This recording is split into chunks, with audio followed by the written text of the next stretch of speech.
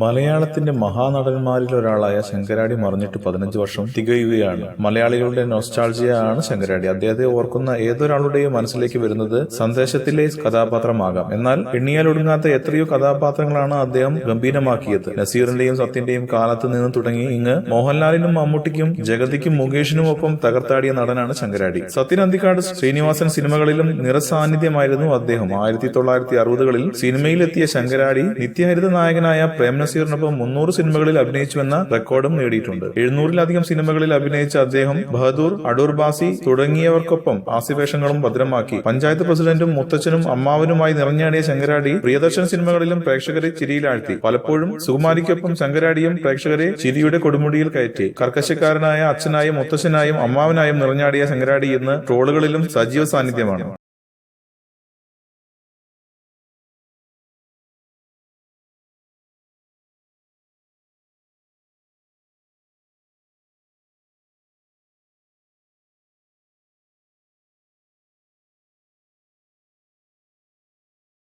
കൂടുതൽ സിനിമാ വാർത്തകൾക്കും വിശേഷങ്ങൾക്കും ഇപ്പോൾ തന്നെ സബ്സ്ക്രൈബ് ചെയ്യൂ മലയാളം ക്രിയേഷൻസ്.